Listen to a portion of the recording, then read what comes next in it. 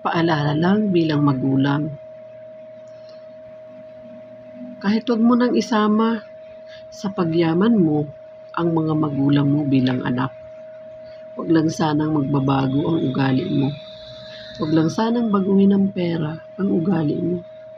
Nakakalungkot kasi may mga anak na matapos palakihin, pagsakripisyuhan ng kanyang mga magulang mula sa pagkabata, isipin mo nang isilang ka, wala kang isip, hindi mo kayang sarili mo, hindi ka marunong maglakad.